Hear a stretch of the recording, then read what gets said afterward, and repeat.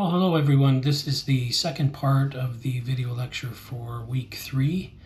We are going to talk about only one philosopher in this video lecture, but I am going to make reference to the previous philosopher that we talked about, which is Plato, because, as we said before, these two philosophical thinkers have different ways of thinking, and they have different theories that they put forth. They are most of the time in opposition to each other, and so it makes sense to kind of contrast the two as we go through this talk. So if you're picking up with me on the slides, you want to go to the developing a virtuous character slide. So at the end of Plato, and now we're on to Aristotle. And we're going to talk specifically about how Aristotle's theory or how Aristotelian thinking applies to ethics and the practice of being an ethical sort of practitioner. So on that slide, I say in virtue ethics, one's own actions are governed by the integrity of a person's character. So we know immediately what Aristotle does is he takes the focus off the soul, and he focuses specifically on moral character. Just as a sort of sidebar to this talk, Plato, we typically regard Plato as the idealist, or as the person who has created a model from which he believed that people could live by, including what he says about ethics, and including his ethical theory about the soul. And here we're reminding ourselves of what Plato did say about the soul. Basically, that the soul had 3 different parts, and that when those parts were in balance, we could achieve happiness. When they were in harmony, he says, that was the word that he uses in his work. And ultimately, we can be happy. And so what we find is that what Aristotle has done in a lot of ways has extended Plato's work, but made changes. So if Plato is the idealist in the study of ethics, ancient ethics, then Aristotle's most definitely what we would call a realist. He wants his theoretical doctrine to be able to be practiced, perhaps more than Plato. And I think if the two were alive today, they would probably debate about the fact that Aristotle believed that his theory was more practical, that it was more realizable, to use the specific language. So he's a realist. And so he's going to focus on the character of individuals, but he's also going to focus on changing a little bit of what Plato has said. And first off, for those of you who have maybe not studied philosophy before, we say that under Aristotelian thinking, or according to Aristotle, the soul did not have 3 parts. The soul only had 2 parts, according to Aristotle. There was a thinking part, or we all had a thinking part of our soul, and we all had a desiring part of our soul. Whereas Plato would said we had 3, Aristotle's now confirming, at least as far as he believes, that there's 2 parts, thinking and or the rational part of the soul, and desiring.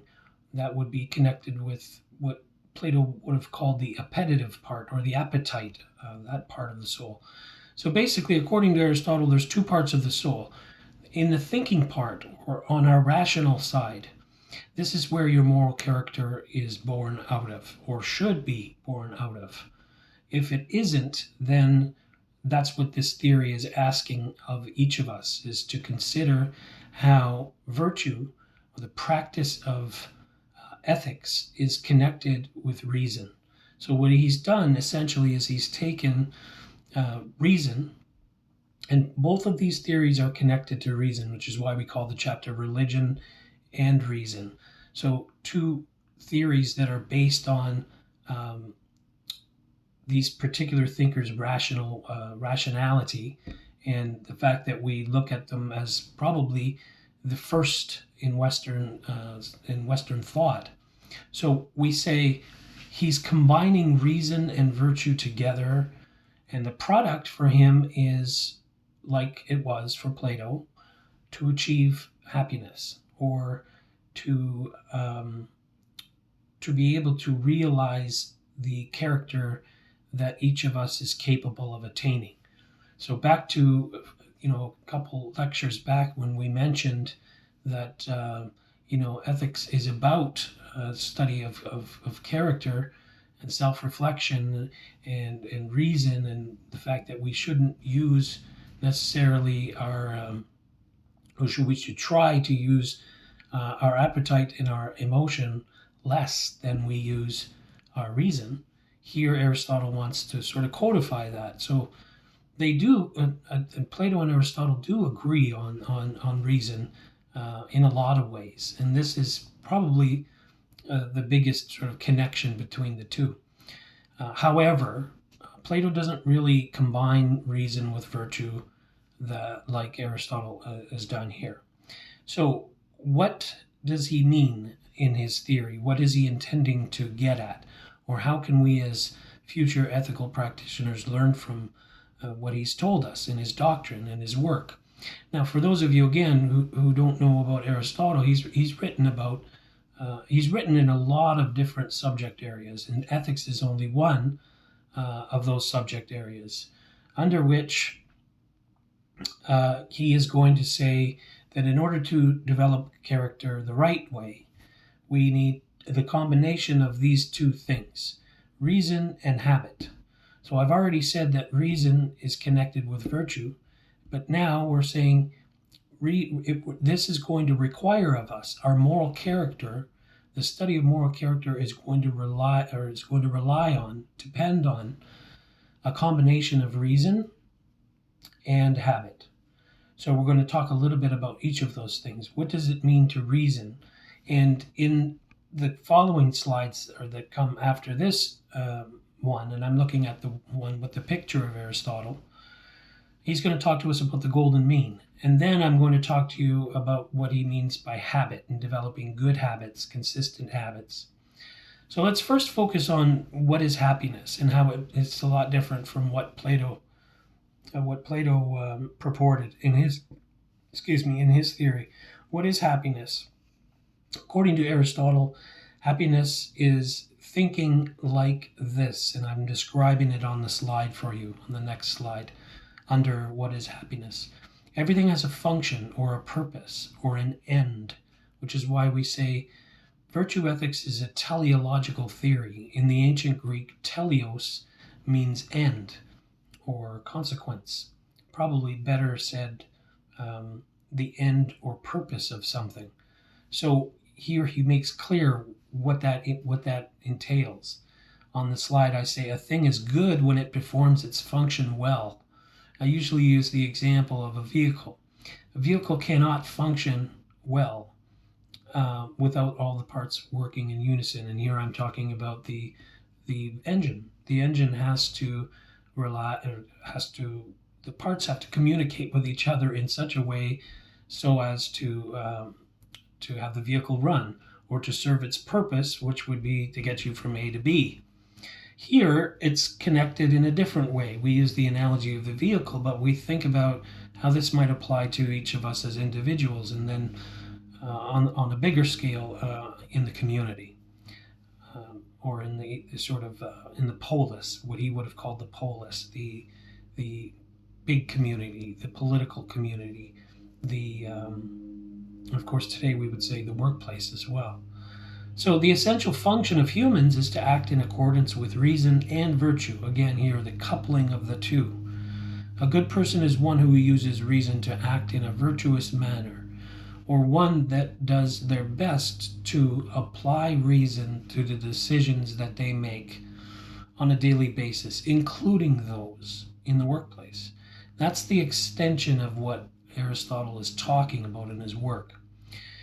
Happiness is, for our purpose in the study of ethics here, in terms of social and business ethics, sure, we all want to be happy, and organizations want to be happy as well. But here we're looking at happiness in sort of a different way. And the happiness that Plato told us about was dependent upon the balance or the harmony of the soul, whereas now Aristotle's clarifying that he believes that it is the result of performing our function well. So when reason and virtue do not work together, then we cannot be happy as humans. That's the ultimate sort of consequence or end that he's aiming at. So we need to employ, this is the way that I would usually want to put it for you, that we usually employ the strategies and methods and principles of talking to each other and thinking for ourselves and thinking to, as a community about how to be happy. And when that is all going well, or we are performing our function well, then we can be happy, whether that be on an individual level or a community level, a communal level. So Aristotle was actually more focused on the community than he was the individual. For Plato, everything starts with the individual. And that might very well be the case for Aristotle, but it definitely doesn't stop or end with the individual. It actually is dependent on not just individual happiness, but communal happiness, especially if we're talking about politics, or in our case, what it's like to work for a great organization. When the work that is being done in an organization, when it connects reason with virtue, and of course, profit, then we can achieve happiness. And happiness there can be defined in a variety of different ways, I suppose. Apart from just monetarily being happy, being, to use an example, going to my job and loving what I do for a living, or really digging, my occupation. So outside of that, what's it like to work for an organization that is like that? And then we move to the next slide, and here's where Aristotle defines what virtue is. He gives us a definition that is really neatly packaged, and I've put a display on the slide for you. And of course, there are excerpts from both of these philosophers in your book that I would ask you to read through and try to make sense of, although it's not necessary for you to focus specifically on all of those excerpts. It's important for you to take a look at them and how they connect with these different philosophical documents or doctrines. So virtue is what he called the golden mean between two extremes, or the middle point between two extremes. So whereas Plato would say it's sort of like a balance, the golden mean is the center point of two different extremes. That's what we want to aim for. And that's ultimately what Aristotle thinks that we can accomplish through the use of his philosophical doctrine in application with being ethical practitioners. So if you look at the first one, what does it mean to be courageous? What is courage? When can we sort of agree that an individual possesses the courage that he is talking about in his work?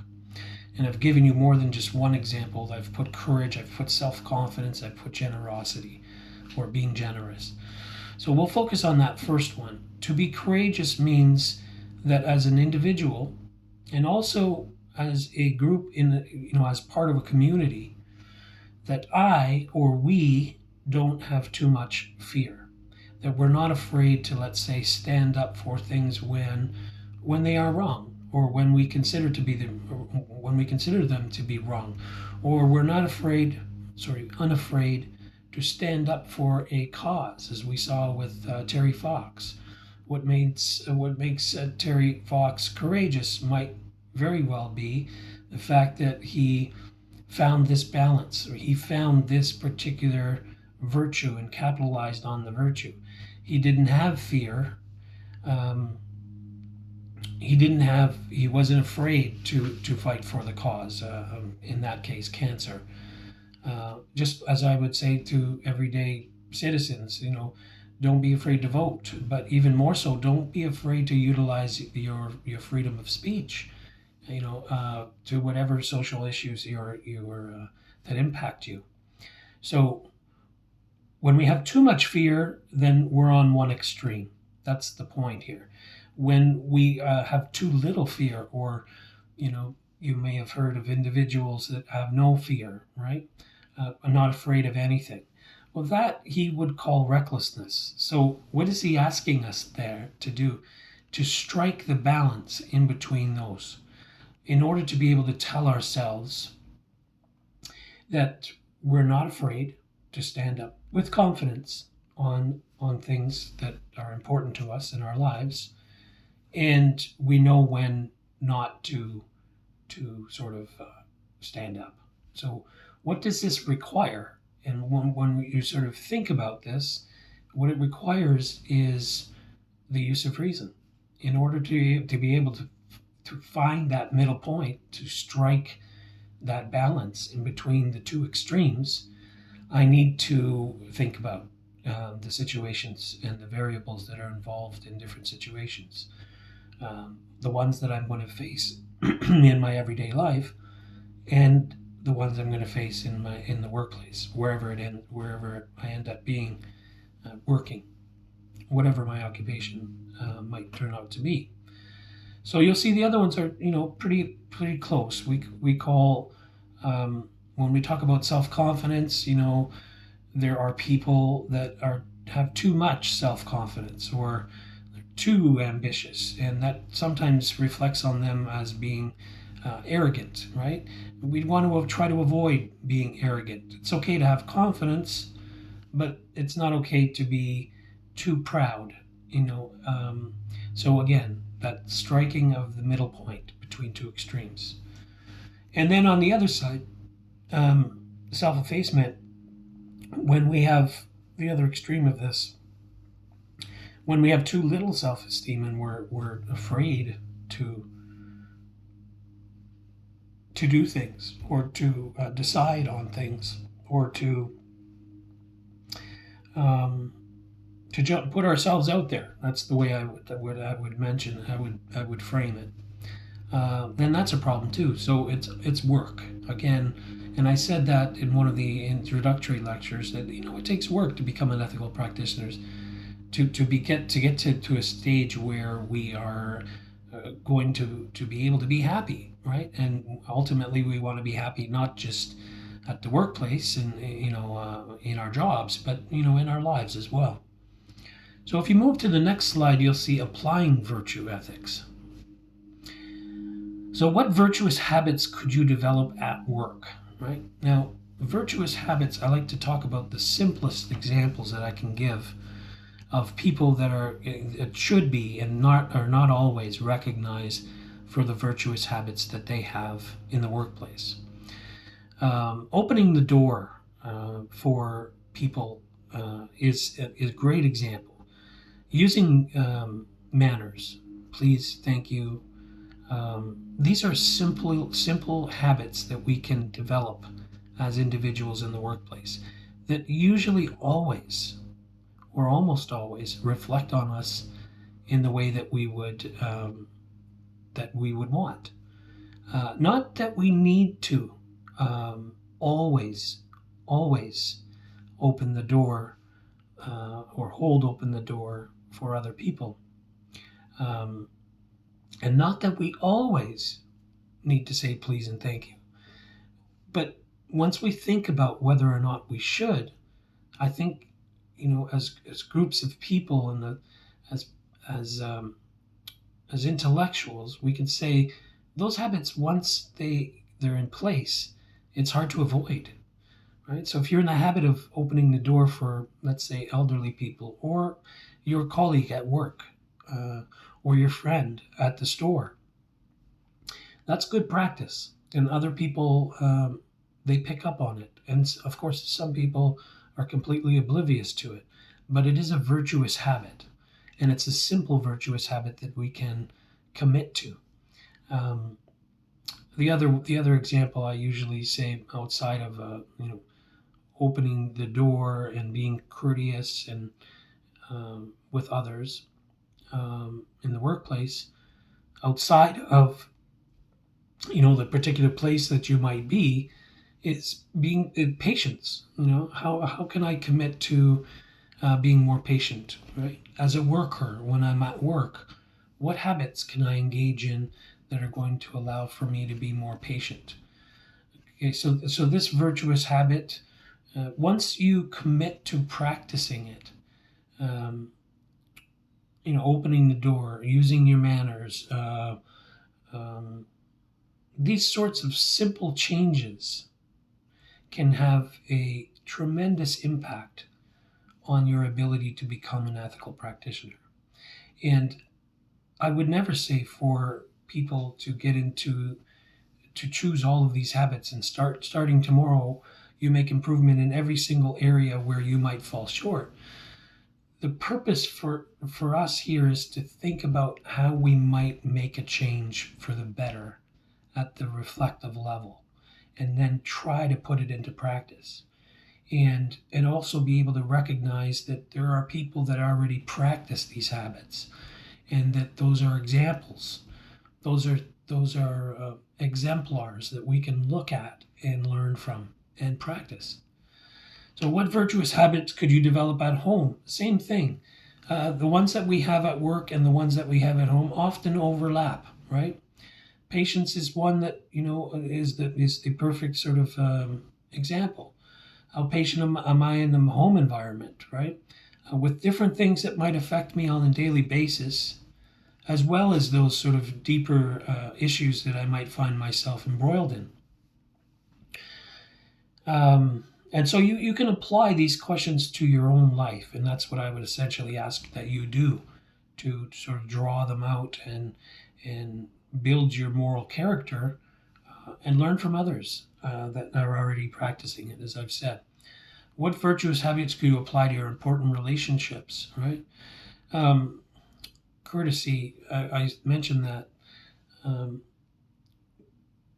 I have an old sort of example from a professor of ethics that taught me, and he once advised me that the important relationships in your life are the ones that you want to keep. Obviously, i.e., important. So how can you practice simple, sort of virtuous and reasonable behavior? When someone calls you or calls upon you, you make it a point to get back to them as soon as you possibly can. But we know that as people, as individuals, sometimes we put that off. Sometimes we pick up our phones and look right at the phone, and we know exactly who's calling us, but we don't want to expend the energy to talk to that person. So we completely ignore their call. If they leave a message, then do we get back to them? So these habits that we already are familiar with, not everyone, but because we all have different habits, which ones are the positive ones that we would want to carry into the workplace and in our important relationships, and the ones that we carry into our home environments? That's what we take away from Aristotelian ethics. Or the title of his work in ethics was called the Nicomachean Ethics. So on the next slide, it says the ethics of purpose, because ultimately this is what all of his doctrine, Aristotle's doctrine, adds up to. How we can take it and make it work, or put it to work in the marketplace, wherever we are going to be employed in our professional careers. So I say on that slide, under ethics of purpose, a course of action is ethical if it achieves the purpose of the organization. Typically, we say that people, it's very identifiable to be able to acknowledge for us that different organizations have different sets of values, just like different individuals have different sets of values. And there's an interesting combination that happens once we get into the workplace, in that sometimes these values converge Our individual values converge with the organizational values, and that is a great thing. And then other times they depart, or other times they separate and they diverge. So when they diverge, a person is having a conflict. For example, my values, or the ones that I've been taught and the ones that I've committed to habit and the ones that I've thought about, are being challenged in my workplace, or they're being tested in my workplace. In other words, there's something about an organization that I'm working for that doesn't line up with my own values, right? How am I going to handle that situation? Same thing with, I would say, when we look at the reflection example I'm giving you for this week to complete, this connects with that particular activity on religion as well, right? If my values are different than the values that the workplace supports or my organization, how am I going to handle that, right? So if you look at the examples below, you can see how the function is pretty direct. And you can talk about how the values, some values wouldn't connect with those particular functions, or they're not going to achieve that purpose. So the purpose of the medical lab, as an example, is to perform diagnostic tests on patients. What are some actions that support this goal? So what are best practices that support that particular goal? And then what are some that don't? Could it be that some of the people that, or the individuals that are working in that environment here, performing diagnostic tests, are not really supporting the goal? Of course, what are we saying there? Well, that doesn't just happen in the medical lab, or the next example, a bookstore. That happens anywhere. In any conversation, in any social sort of circle, there is going to be disagreement about values. So we have to return then to the original function and purpose, and try to make that purpose ethical. So for him, as an employee in the modern workplace, Aristotle would tell us, without a doubt, what we need to do is utilize our capacity to think, use reason, and to develop good habits.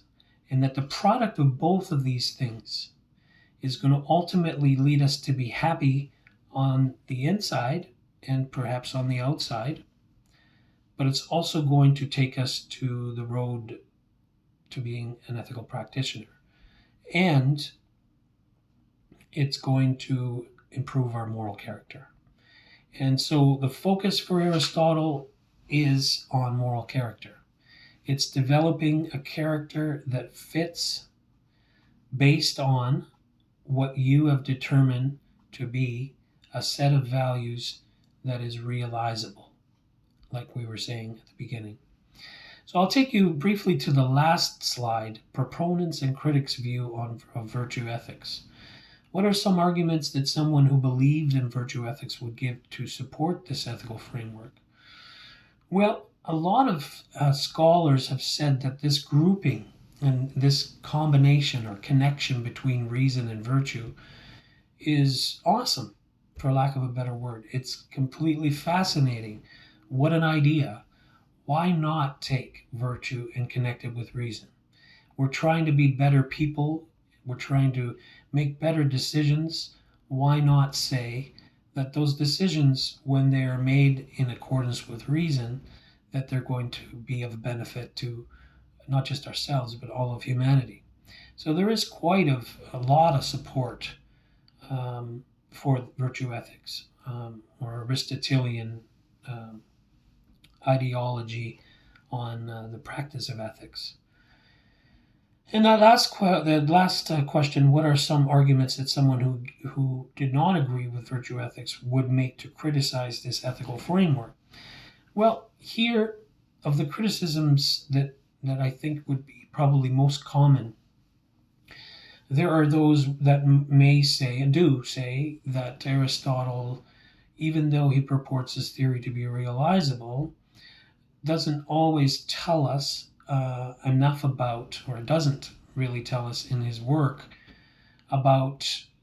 enough about getting to that middle point that I was talking to you about. So, and people want answers. I mean, individuals want answers. What do I do if I'm in this particular situation?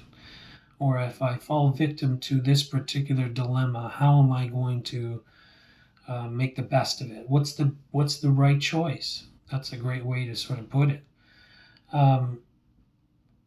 So you can be critical of some of the arguments on both sides. I would ask you to be critical of each one of the three different things that we talked about in this chapter, the three core sort of doctrines. The first being divine command theory, DCT.